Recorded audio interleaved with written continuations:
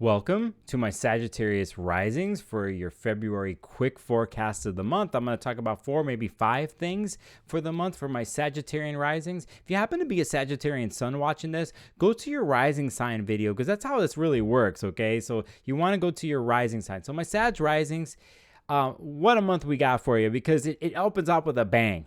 And it has to do with February 5th, a full moon that happens in the fellow fire sign of Leo, and you're going to dig this one. And it actually falls in the area of your life and chart that deals with how you go upon the quest in your life, which you like to do.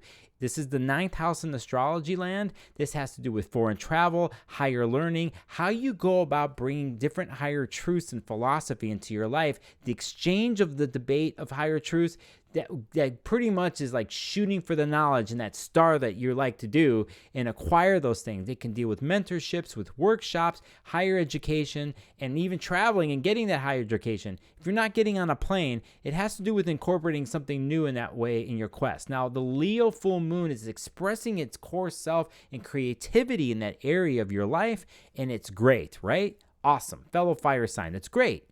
But there's an unpredictable something into this story, and it has to do with the planet Uranus, which is currently in the sign of Taurus. And Uranus, there's a reason I'm saying this. Uranus brings unpredictability, and its goal is to shake things up, and you can't put your finger on it. It's an electric planet that shakes up what has become normal, and it's hitting this full moon. So that quest that you're on for knowledge that you always seem to be doing, it's there, and its full moon exposes it, but you have to expect a surprise or two and a little bit of tension in that with that too.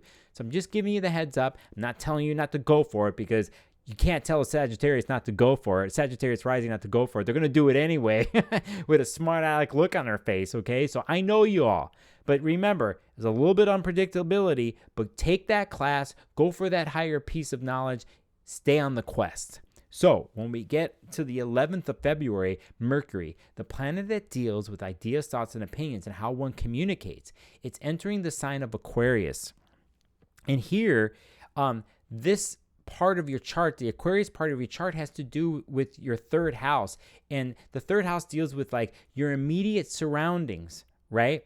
The place that has to do with like siblings, what's just outside your home, your neighborhood, how your thought processes start. The philosophy part and the higher knowledge part is the 9th house, which I mentioned earlier. The 3rd house is the opposite end. It's more of the computing part and how you're initially engaging with what's around you. And Mercury in Aquarius does this in a scientific way, an alternative way, an out-of-the-box way. So there's out-of-the-box thinking here in your immediate surroundings and even with relations with your siblings. So remember that. Use Aquarius rising to be inventive in the way you communicate in that part of your world. When we get to the 18th of February, the sun leaves the sign of Aquarius and enters the birthdays of Pisces, the mutable water sign. The next day, we have our next lunation. 2 weeks from the full moon that happens on February 5th, we are now at the new moon here on the 20th, 19th and 20th, and it happens in Pisces, and it happens in the area of your chart that deals with home, family, memories, ancestry, and lineage. You can go that deep with it, but this part of your chart actually has already been accessed earlier in the month by the planet Venus in Pisces. That's there till the 20th, the same time where the new moon in Pisces happens. So the new moon brings some new story into your home life and what you've been dealing with. And on a deeper level, the planet Jupiter was there all last year of 2022.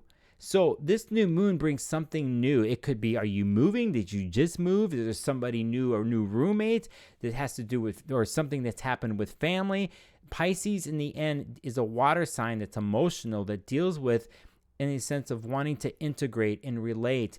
And I'll be positive here, with compassion and love and feelings.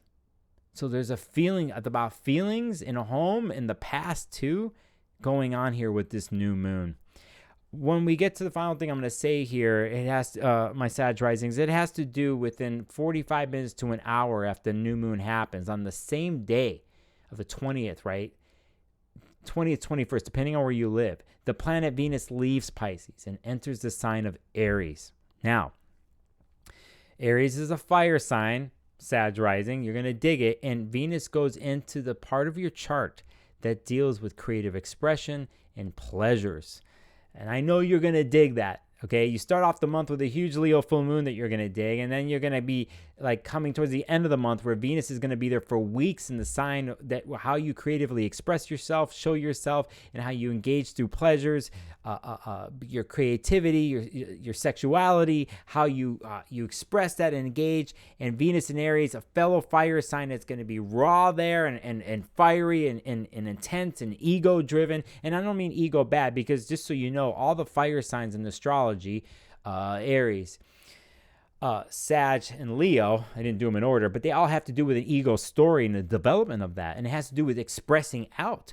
And so if you got an interesting thing happening here, after that, it's going to meet up with Jupiter eventually when we go into March. You're literally going to be on fire. So you're going to be expressing yourself in different ways, but definitely some possible even romance going on here, integrated with pleasure.